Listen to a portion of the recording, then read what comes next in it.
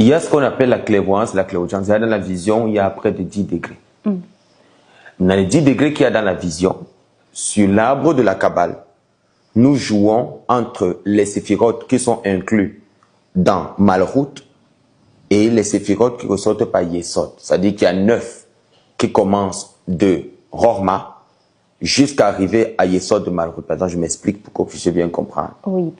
Il y a Rorma de Malchut, bien comprendre, mais il faut que j'explique pour que les gens ne soient pas très perdus parce qu'il y a Yesod et Yesod. C'est-à-dire qu'on a un recette de Malchut, ainsi de suite, jusqu'à ce qu'on arrive à Yesod de Malchut, qui est le degré où les choses sont venues de façon claire. Mais là, c'est compliqué, c'est pour les élèves de Sitsa.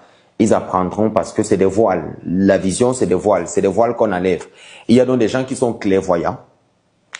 Tout le monde ne peut pas voir dans le monde mystique. Tout à fait. Tout le monde ne peut non plus entendre. Il y a des gens qui voient, mais qui n'entendent rien. La preuve, tu fais un rêve où tu vois des gens, tu n'entends pas ce qu'ils disent. Tu te réveilles. C'est-à-dire, tu as vu des choses.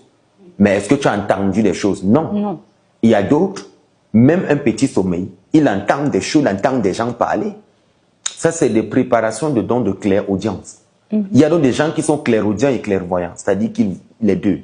Tout cela passe par l'initiation. J'expliquais donc que dans l'initiation négro-africaine, parce que c'est pour le cas d'espèces dont nous parlons, avant d'aller plus loin, et tout compris, tous les supports sont des supports de consultation. Que ce soit du sable, que ce soit de l'eau, que ce soit du vent. Parce qu'il faut savoir que lorsqu'on parle de la consultation, c'est du vent. Vous m'avez posé la question tout à l'heure, c'est de ça que je veux parler. Oui.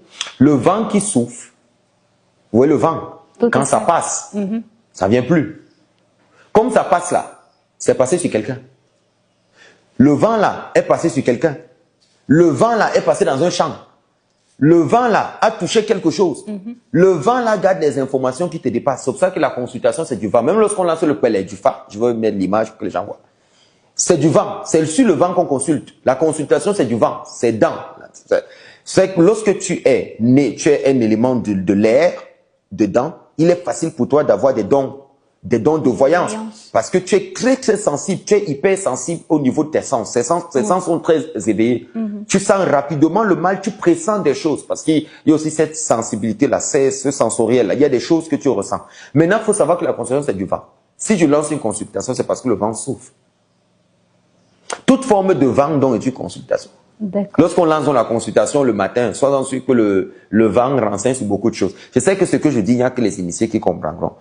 Ceux qui ne sont pas à un certain niveau ne peuvent pas comprendre.